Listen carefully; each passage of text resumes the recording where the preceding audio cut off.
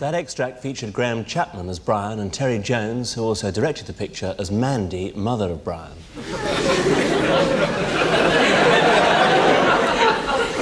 With us tonight, another one-third of Monty Python, John Cleese and Michael Palin.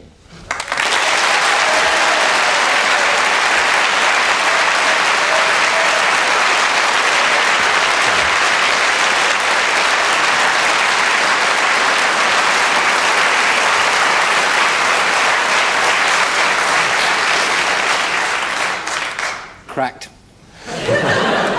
BBC cutbacks. Oh, yeah. Michael, why the name Brian?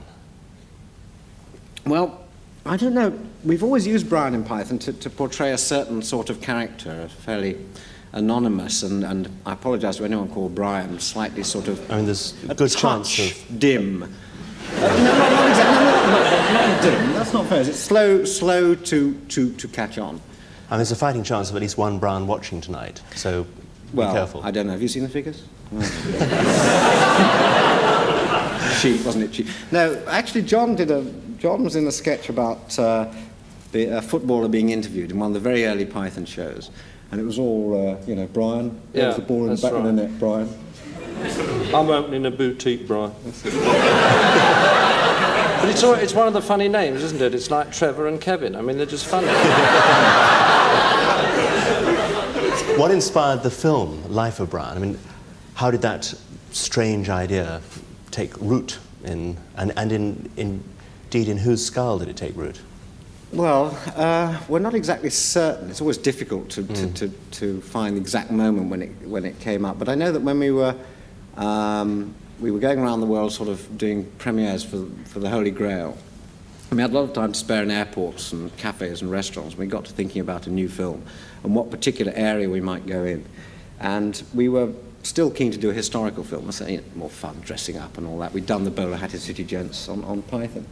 And I think it was Eric who came up with this title out of the blue called Jesus Christ, Lust for Glory. And I must admit that when we started talking about it, we actually explored the idea of doing a comedy film about Jesus, you know, with all the jokes about someone trying to book a table for 12 at the Last Supper. Sorry, sir, you know, Saturday night I'll do you 3 4s. Come in tomorrow, no, it's got to be tonight, and all those jokes. And the more that we read about Jesus and the background to his life, it was quite obvious that there was very little to ridicule in Jesus' life. And therefore we were sort of onto a loser. The characters we like to portray in Python are failures, are dim, are idiotic, are sort of incapable in one way or another. Jesus was a straight, direct man, so making very good sense. And so we decided that it would be very sort of just a rather shallow film just about Jesus. So we got Brian in. You must have known, though, that even in those early days you were heading for trouble and criticism and controversy. A, because you were well known. B, because, you know, to put it mildly, the subject matter is quite well known. Yeah, I don't know. Did that worry you? I mean, I feel that Python, we've always thrived on that. It's always been a bit of an uphill struggle. So what came first? I mean, was it the laughter idea or the message? I mean, which was the first of the two that... It's the laughter. We go for the jokes first. I mean, the reason that it sounded like an interesting territory to go into, to explore, because when you go in there, you really don't know what you're going to write. I mean, we usually sit around for about 3 days discussing theoretically what we're going to write, and then we go around and write something completely different. And the film actually starts when somebody comes in halfway through the second week and reads something out, and we all laugh.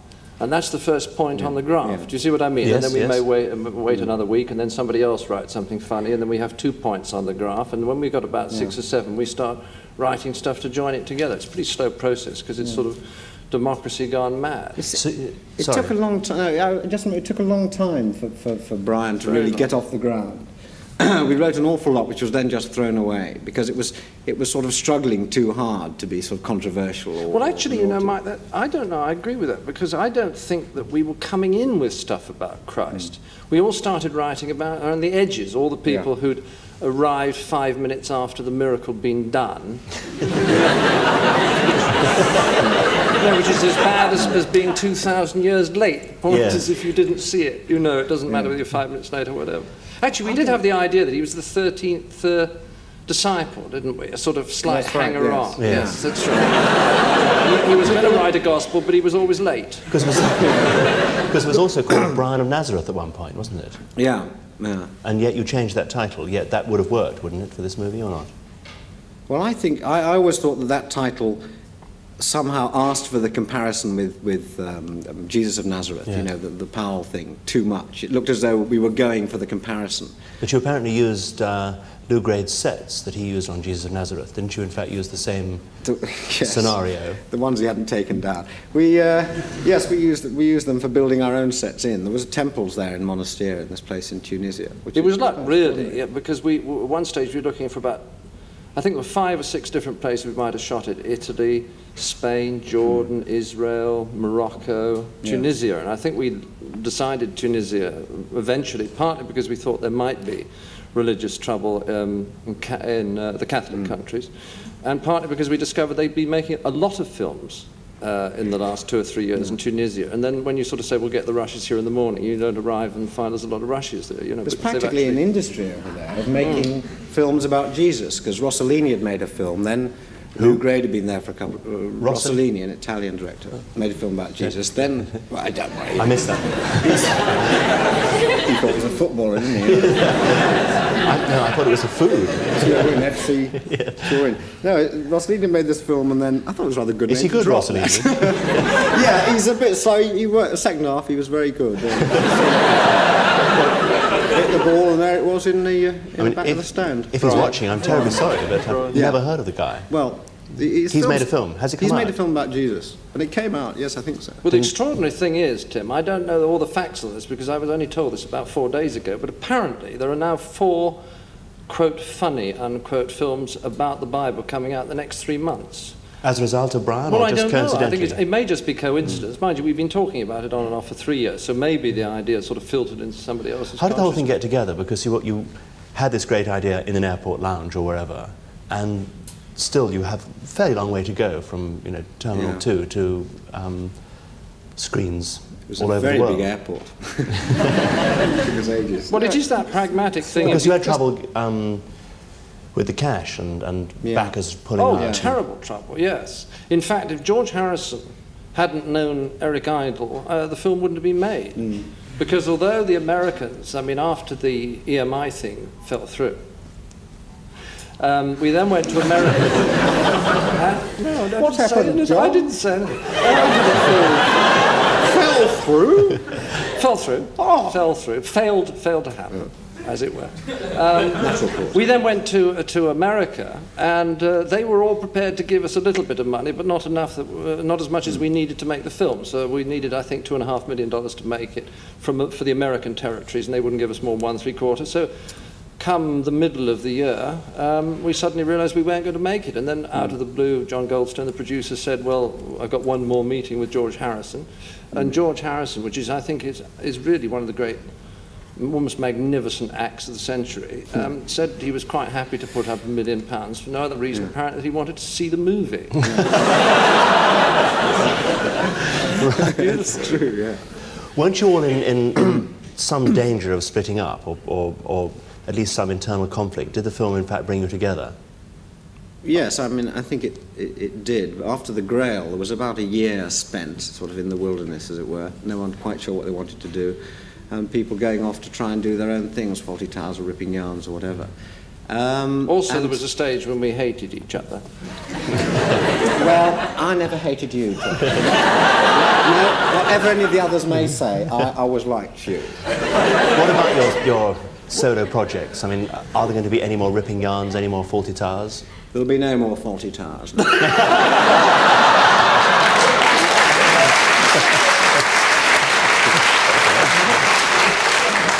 He sent me a wonderful telegram last week when I had my 40th birthday, and it read, "We love the first 40, stop. Are you going to do any more?" You got it right. Well, are you? Is there going to be a... I don't think so, no. I feel we've done that, just as I felt about Python and the telly, that you actually reach a point and then it's the law of diminishing returns. You could go on. And does that mean there won't be any more Pythons on the telly? highly unlikely at the moment. But not highly unlikely. totally Well, not ruled out. totally. I mean, I don't think anything is absolutely, definitely ruled out. I tell you what I hate, and that's the sausage machine. And you get into it Yes. the moment you sign on the dotted line. 13 shows. That's 8 months in the diary, filming, editing, rehearsing. It's much nicer to take 1 2-hour or hour and a half thing, like a film, and spend a lot of time, and then you can savour it and explore and do a lot of talking, which is much better than having to get everything written every day. See, John gets very oppressed by work. You see, he doesn't like work. And what I feel about the Python shows is that actually I don't know where we would start off. I think we almost did everything in those 3 series, and I just don't know how I mean, one would we're begin practically again. doing it tonight because we were saying in the dressing room, you know, I mean, it's terribly funny. It suddenly struck us that here we are, you know, in a Bishop and Malcolm Muggeridge are going to come on. You know, In the studio tonight. Yes. you know, it's not a sketch. It may be, John.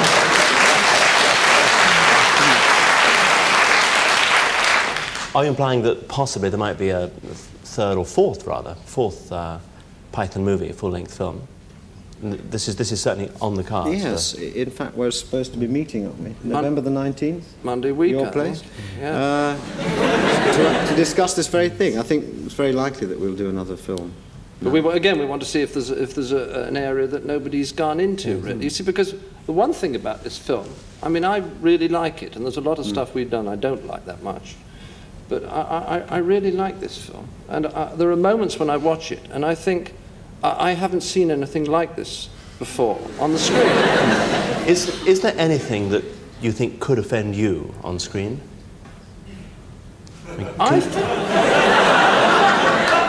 I have one tiny quibble, and I think that Terry Jones and Graham Chapp will no doubt disagree with me. But I think that the crucifixion thing at the end is not about pain.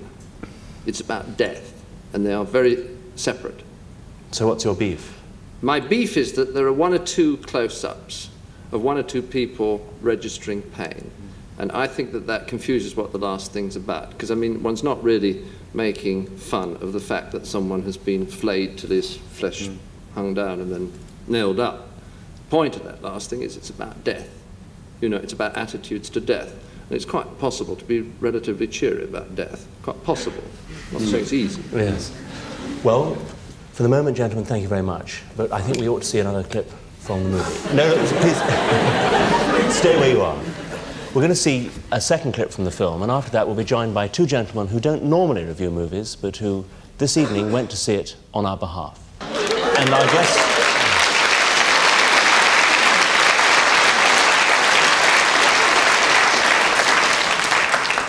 And our guest reviewers are Michael Muggeridge and Mervyn Stockwood, the Bishop of Southwark. I'd like to ask you, Bishop, first, what was your review of the film? Well, first of all, I was very glad to think that you simply can't get rid of Jesus in Europe today. Ceausescu of Romania, who I think thought like most communists that they're going to get rid of religion very quickly, find that it's, as he said, it's going to hang around with us for quite a long time. And certainly, when you think of what the greatest attractions on the stage, both films and acting, ever since Jesus Christ Superstar, that's what's drawn the crowds. I mean, Jesus is a most disturbing influence. You simply can't get away from him. You may worship him, respect him, commit your life to him, or just ridicule him and lampoon him, but you simply can't get rid of him. And this is what I think is a very, very interesting factor. Even in China, in their changeover now, they thought Chairman Mao's thoughts had replaced the thoughts of Jesus, but poor old Mao and the Gang of Four now really they're on the dog heap, and Jesus is being allowed back. So that, first of all, is something which I find extremely interesting. Now, the second thing well, here's a question I would ask. What are you really trying to say in this film? I believe you were on this a wee bit earlier, but unfortunately we only got the picture outside, not the voice, which was something that husbands might want for their wives. But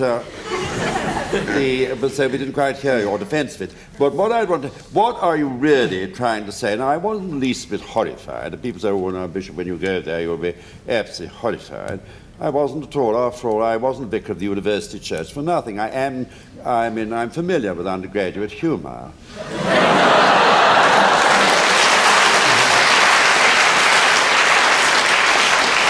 And I was also governor of a mentally deficient school.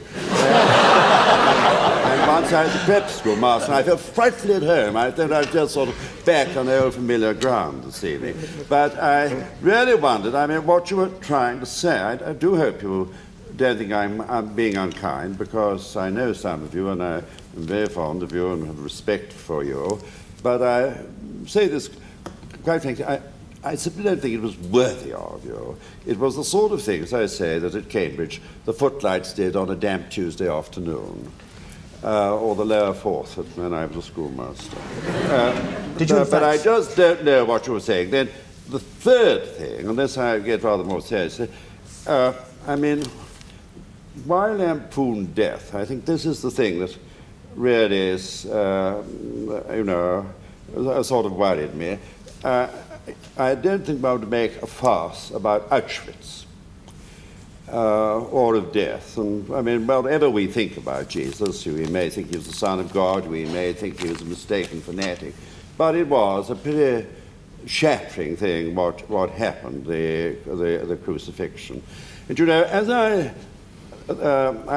as I looked at that, and I thought of now the way people react to the cross, and after all, I'm not ashamed to wear the cross here, which is the sign of a bishop.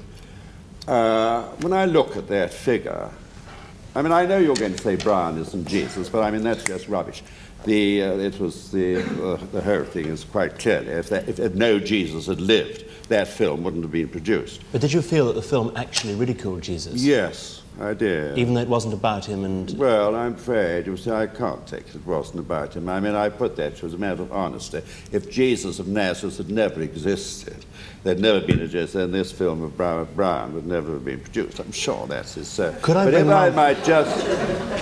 I might just say, and then do come and cross-examine me then, but my mind is just sort of working on that last scene, sort of the reaction.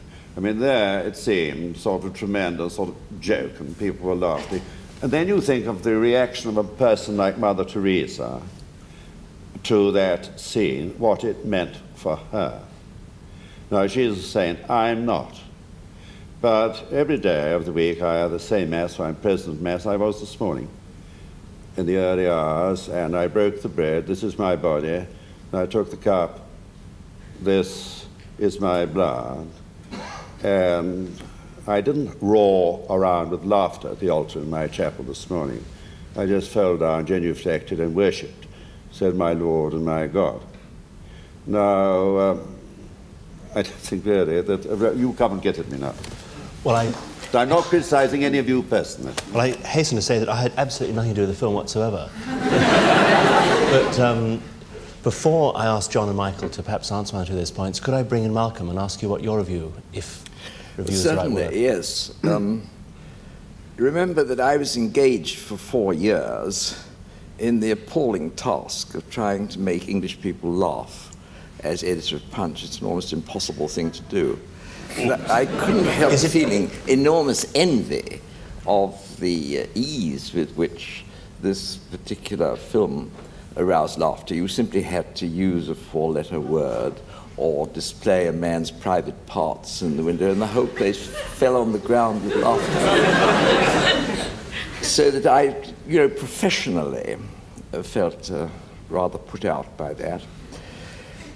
Also, of course, I agree entirely with the Bishop that it is quite humbug to say that this is not a ridiculing of the founder of the Christian religion and of the Incarnation in an extremely cheap and tenth-rate way.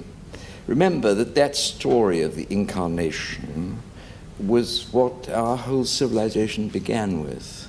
Remember that it has inspired every great artist, every great writer, every great composer, every great builder, every great architect, that to celebrate 30 that years marvelous war in thing. Germany, The Inquisition and so forth. It's sort of... Yes, the Inquisition was there. But nothing can alter the fact that if you were to make a list of all the greatest works of art in all fields and all the greatest contributors to those works of art, you would find that this scene of the Incarnation, the story of the Incarnation, has played the largest part. Now, in our 20th century, this film produces a sort of graffiti version of it. And I don't think, in the eyes of posterity, it will have a very distinguished place.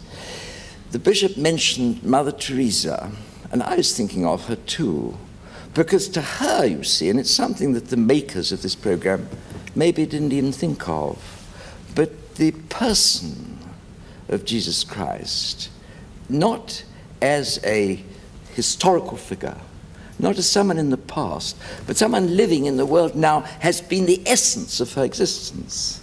I once asked her what was the difference between what she did and what social workers do. And she said, well, the point is that social workers are very estimable people, but they do something, they serve their fellows for an idea. I serve my fellows for a person. And if that person wasn't there, or if that person was in some way discredited, then my work is over. And there are many people in the world, despite the fact that the media would suggest the contrary, to whom still this living presence of Jesus Christ in the world is the most essential part of their existence. And you produce it in a film as a derisory and absurd figure. And of course, to someone who has that feeling, as Mother Teresa has, or someone like Catherine Bramwell Booth has, they are deeply hurt and insulted. That doesn't in itself matter. I'd like to put another point to you, too, that occurred to me when I was watching it. Which Malcolm, I'm awfully sorry to interrupt, but is it possible for John perhaps to answer one or two of those Certainly, points? certainly. Otherwise we're going to have 9 points unanswered. But Yes, it's building up the list a bit. But I mean, the problem that we... No, seriously, the problem that we have got is that you think that we're ridiculing Jesus. And we say, sort of sincerely and truthfully, that is certainly not what we intended to do, and I believe that we're not. And I can best answer that, I think, by answering Alvid's question, which is that what were we trying to do? And I think it comes out, spelled out perhaps rather too plainly, rather too banally at one point, when he says, make up your own mind, don't let other people tell you. And we would absolutely deny, at least I would, that there was any attempt to say you should not believe in Christ. What we're saying is take a critical view, find out about it, don't just believe because somebody tells you to. Somebody in the pulpit says something, question it, work it out yourself. You're seriously suggesting that if someone saw that film, say a young kid who knew nothing about the Gospels or about history, that the figure of Christ that would emerge from it, this story of the Incarnation, would be a noble one, would be... He would have to Yes. sort it out for himself. And he would have to, for example, work out, I mean, does one accept every word in the Bible? In the Sermon on the Mount, did they get it all right when Mark wrote it down 30 years later? I mean, was every word right? But is the film likely to be seen by anybody who doesn't know an awful lot about Jesus Christ?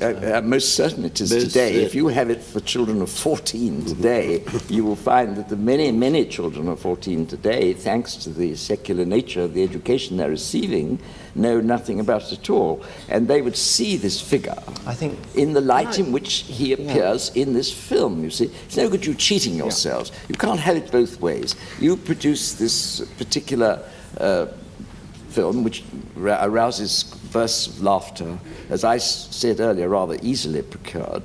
But don't imagine that someone seeing that is going to go away with the concept of the founder of the Christian religion and all that that meant to mankind in any way corresponding to what history or the Gospels or anything else is presented. Well, it's not supposed to be about him, so people shouldn't go and see it to learn. But it's no good saying that it's not about him. I'm not being dishonest. I mean, You're being utterly dishonest, my dear. I mean, I don't know where this will get us, but I feel my approach to the film was I was confused. I feel I'm still asking questions, seeking solutions. I am very confused and perturbed by a religion, an established religion in this country, where people can go into church on a Sunday morning. The same people can sing hymns and say prayers. And at the same time, these people can stand by while their money is spent making bombs, making guns, building up appalling weapons of destruction, can sit by, sing hymns, say their prayers, and agree with a policy in which hospitals have to go without money.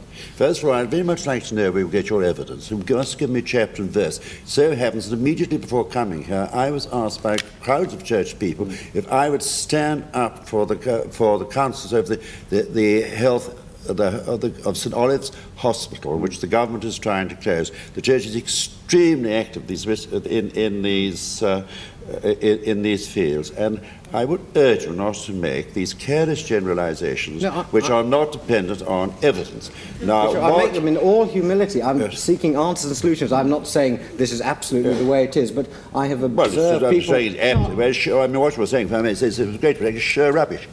And you made a ridiculous generalization which is unworthy of an educated man. Now, having said this, back to what you say, somebody aged 14 coming and seeing this thing of Jesus, what you are seeing is not one of the greatest teachers in the world. I mean, granted, lots of people, the majority of people wouldn't accept him as the Son of God as I do, but surely most of us would see him as one of the greatest teachers of the world. Now, you wouldn't guy Socrates or make him appear as a clown.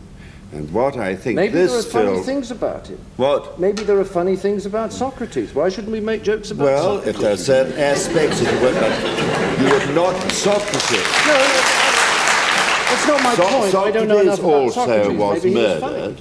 He was made to drink poison. You wouldn't guy him at that point or make him appear as a clown. And what I say, and I'm afraid you won't alter my conviction, John, over this, is that this most, what is to a Christian, the most sacred moment of the whole Jesus experience, namely his death, that at that most sacred moment he was guyed and made to look as a clown. May I make another point just here, which is rather interesting, that if you'd made that film about Muhammad, you see, there would have been an absolute hullabaloo in this country, because all the sort of the racial, anti-racialist people would have risen up in their might.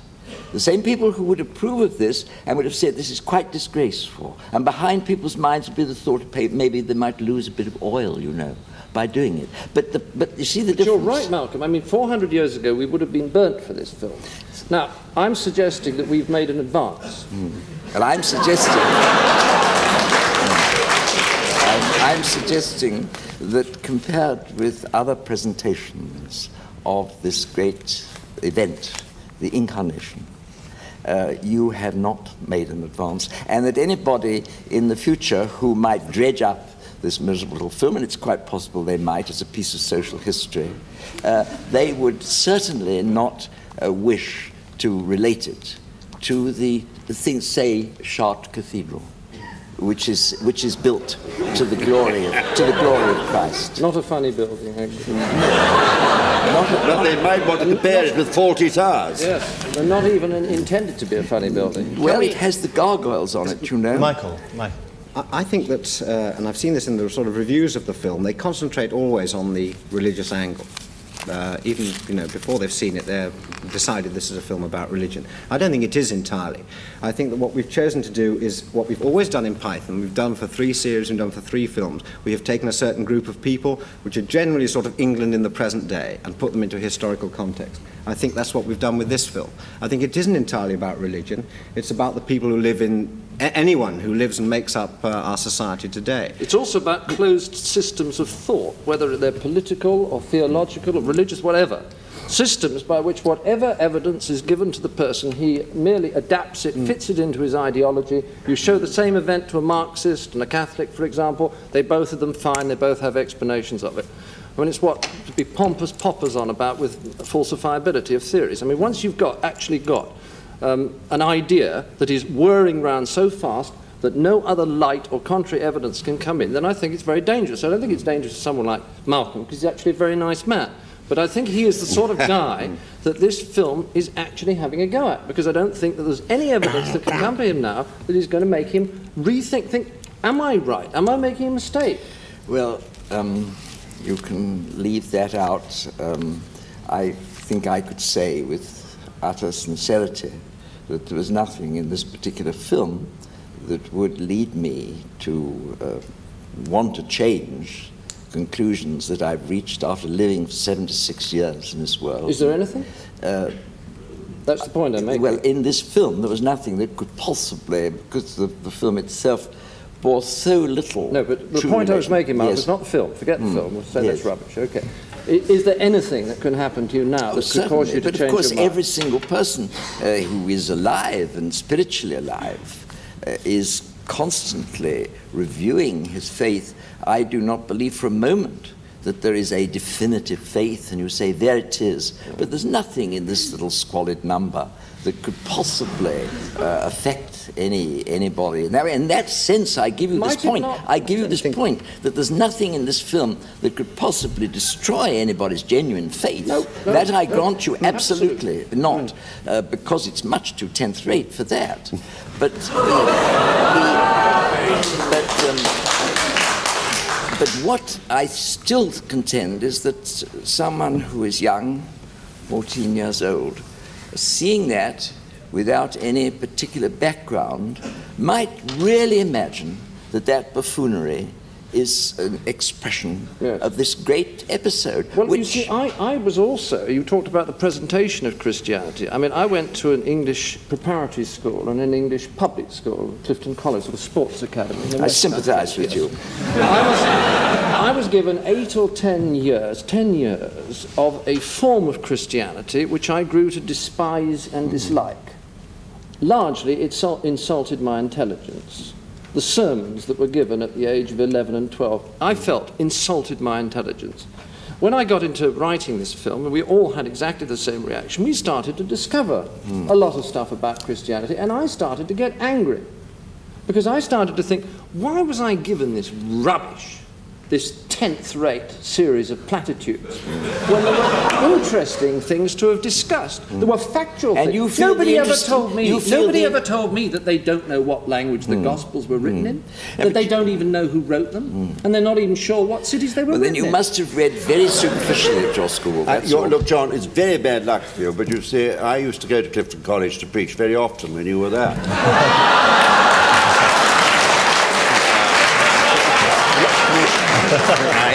I know the headmaster, I know the staff, I know the servants. All I can say is you must have been as idle a boy, as splendid an actor as you are. I wasn't actually. I was always open. If you really to take this seriously, I mean, you had some absolute first-class teachers. Those were a joke. They were a joke. Well, and of course you made them. No. Cannot. How do you know about? I know people from Clifton College of exactly your own period. I remember who are now the priests sermons. in my diocese. I remember the sermons. I remember. You don't remember mine? Tell me what I preached on. No idea. I only remember the bad ones. What? I remember a gentleman coming and telling us how very difficult it had proved to get the Bible into Tibet. You know, they'd had 7 occasions. The first time there'd been landslides, the second time there'd been rains and the pages had got stuck together. The third time, no, this is true. The third time the mules had fallen off the mountainside. The fourth time there were thunderbolts. And the 7th time he said, God helped us. And we got the Bibles into Tibet. And the obvious conclusion was that he was trying like hell to stop them getting the Bible.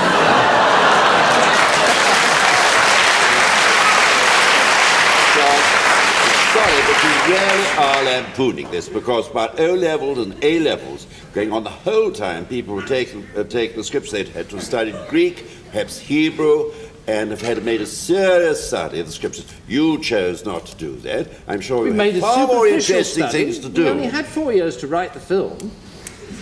We didn't want to get too specialist, because if we got too specialist... I'm sorry, I'm talking about Clifton College.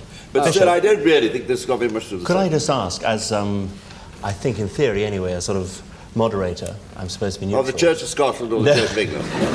Moderator. I'm supposed to be in the middle, but Didn't you?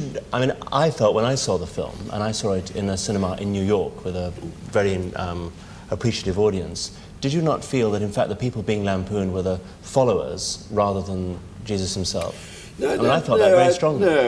No, I don't think so. It was, I really felt, I mean, the crucifixions above all else, which are things that I felt sad about, because, I mean, I'm quite sure, as all of us will one day, and this is not trying to attack your vulnerabilities, but life is very short, all of us will be on our deathbeds in a comparatively short time, and when we are, and that will be no laughing matter, that it is much that Christ which I should like to be held up in front of me than the Christ I saw but the on film the cross this did afternoon. bring home to me. Sorry, yeah. I was going to say very quickly that the film reminded me of something which I obviously knew, but one tends to forget, that it wasn't only Jesus that was crucified. I mean, an awful lot of people were crucified in the most horrific circumstances every day of the week under Roman rule. Yes, that's very true. And that fact came home in the film. You realise that Jesus didn't have a sort of total copyright to crucifixion. Yeah, but Jesus was crucified, wasn't he, for his obedience to the will of God. You But can't he was say crucified surely for blasphemy. Yes, they accused him of blasphemy because he was obedient to the will of God and of his kingdom. You can't say that came over today, that with any of the people who were being crucified, no, but that wasn't I mean, the whole way that it was done, they were not dying for a noble idea. Well, neither were the... Yeah, but I mean, I think that can I just make the point I was trying to make earlier on about the film not being seen entirely in religious terms? That, I mean, as Tim has said, people were crucified then as common criminals. It was just a form of capital punishment employed by the Romans, who were regarded as a highly civilized people. But it was capital punishment. And in the film, we examine attitudes to capital punishment. As far as I know, in this country, the majority of people, we are constantly told, are in favour of capital punishment. It just seems that we haven't come that far in all that time. Why do you think that through all these centuries of Christendom, that the greatest minds, the most creative minds, the greatest artists were believers in this thing that you airily dismiss and say that you, making this little film, have managed to see deeply into it and to reach conclusions? I can't say they are. What about Freddie Eyre? What about Bertrand Russell? You dismiss them, of course. They don't count. I said in the centuries of Christendom. I didn't say in our time. I said that if you were to make a list of all the people who have contributed most of them would have been literature. Muslims if they'd been living in the Arab countries, or Buddhists if they'd been living in... What has that got to do with it? These people were inspired. These people were inspired by this event, which you have celebrated in this film by a lot of people on crosses singing a sort of, as though it's sort of rather inferior musical. Death perhaps doesn't matter that much, which after all you're saying the whole time. You're looking forward to it. I'm looking forward to it keenly, but I'm looking forward to it. About it. No, I'm looking forward to it keenly because I relate it to these very things that you dismiss. I relate it to the story of the Incarnation, this great drama of the Incarnation, which you have reduced to a sort of comic film. Now, you think that in doing that, you have shed light. I have to tell you that you haven't shed light. You've made some rather bad jokes, and the only reason that people come to see it is because they still relate it to this extraordinary story of the Incarnation, which is, in fact, the beginning and the end of everything that our civilization stands for. Our civilization began with a man, the Apostle Paul, telling pagan world about the Incarnation. That was the beginning of it. We're not the only civilization in the world. Not at all. No, I'm not there's saying a lot of civilizations Certainly. with different religions, Certainly. right? I'm not. And the important thing is that people should be open to the various possibilities, and that they should take a critical attitude. Yes, but to them. whoever said they shouldn't be open? But you don't make people open by producing the sort of buffoonery that you produce. You certainly don't make people open by giving them the kind of garbage I was given at that school. Well, then I'm very sympathetic to you for having received this garbage, some of it at the hands of our friend Bishop here. I'm very sympathetic indeed, and I think it's very sad and tragic that you should have been cut off from something that's so wonderful and only given garbage. But I would simply point out to you that if you care about what constitutes what we call Western civilization, which now probably is coming to an end, and you were to consider the role that's been played in that by this thing that you treat as a piece of buffoonery, you would have a certain humility in saying that you have been able, through making it, to shed light upon But you keep something. making the basic assumption. Sorry, let me just say this, Mike. You keep making the basic assumption that we are ridiculing Christ and Christ's teaching, and I say that we are not. But do you imagine that your scene, for instance, of the Sermon on the Mount, the scene in your film of the Sermon on the Mount, Right. is not ridiculing one of the most sublime utterances that any human being has ever spoken on this earth? Of course it is. No, it's Absolutely making fun not. of the guy who's remembered it wrong and of the people who don't understand it and miss the point. Well, I think that's really unfair, because I think that a lot of people looking in will think that we have actually ridiculed Christ physically. Christ is played by an actor, Ken Colley. He speaks the words from the Sermon on the Mount. He's treated absolutely respectfully. The camera then pans away. We go right to the back of the crowd to someone who shouts, "Speak up," because they cannot hear him. Now, I mean, if that utterly, undermines one's faith in Christ, then I think a faith cannot be terribly strong. I started off by saying that this is such a 10th-rate film that I don't believe that it would disturb Yes, I know you anybody's started with an open faith. mind. I realise that. I certainly. John, can I put you a question? Now, without, I hope, in any way sort of being pompous, I mean, I have been Bishop of South London now for over 20 years, and I'm appalled by the sadness, the unhappiness, the tragedy of life, and the drug scene, the violence, the muggings, and so on. And many people now are standing back with a measure of deep disturbance and horror. I was at Cambridge only the Sunday before last, and I'm told how the undergraduates are now turning up in chapel and seeing if Christianity has got something to offer. I think, I mean, most of us, I'm sure we'd be all, however much we may differ on this film, that we are deeply disturbed by what's going on in the world and in this country. Now, there is a desire to find truth, to find some answer to our problems. And the question, I mean, I would put to you, I mean, could you really put your hand on your heart and say that that film is going to help the younger generation in its pilgrimage for truth? If they think about John, it, absolutely. The message is, what is it, Mike? What are the words? Work it out for yourself. You're all individuals. Don't do what people tell you to do. And that's not You find that a final, starting point. Starting point. including the lampooning of Christ.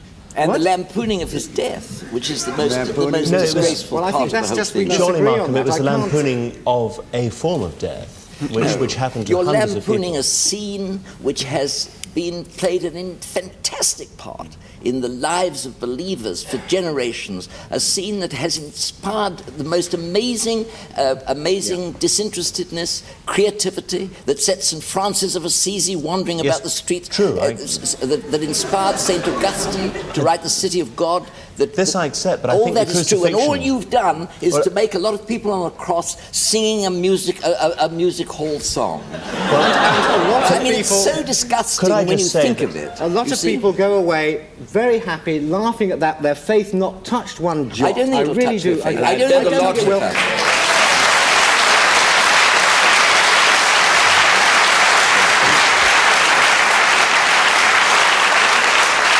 Let me come back at this point. And a lot of people on the first Good Friday went away from Calvary laughing their heads off and thinking the death of Jesus was a tremendous joke. Well, that's very true, you know, because as a matter of fact, all you've done is for the person you followed in this film is Herod. Because it was Herod who organized this absurd scene, and I'm only amazed that you didn't get some comic effects out of the Crown of Thorns. That's the only thing that puzzles me in the If we film. wanted to make a joke out of Jesus, Jesus would have appeared on the cross. He was an actor, he was there in the film. He does not appear on the cross. but you Nowhere make- at all. It's a gang of thieves, of common criminals who were at that time crucified in hundreds day by day. I mean, that's... I'm sorry, I know that you think I'm wrong, but that's what I feel. It is not Christ. I think it's a ludicrous thing, Can I just because say I that tell you that the people see Malcolm, This is what the film's about. Malcolm, can I just say that to an outsider, the crucifixion is a much stronger event if one realizes that Christ went through something that everybody went through. If you treat it like something that only he went through, which is the image you get. I never realized I was about 16 that everybody got crucified. If he was crucified between... I also have to say that we have to... he was crucified between two thieves. If you're saying that the experience of those three people was the same experience simply because they went through the same physical experience, then you are utterly misunderstanding what the crucifixion means, what the passion means, why it's had this enormous role in people's lives. It wouldn't have had that role if it was simply one of innumerable men dying on a cross. It's because of what it signified that in terms of the incarnation, and of course you leave that all out of account.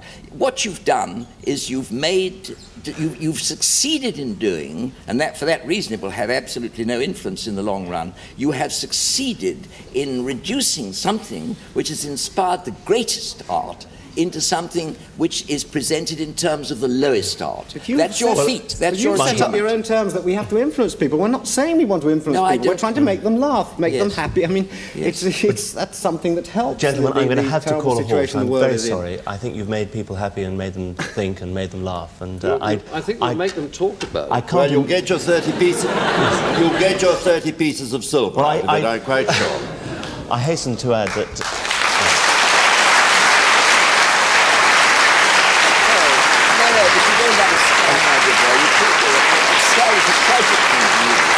You're missing the most wonderful thing in life, and you're seeing it in those terms, and it's utterly tragic. Gentlemen, thank you very much. Utterly tragic. I hope that film won't shake anybody's faith.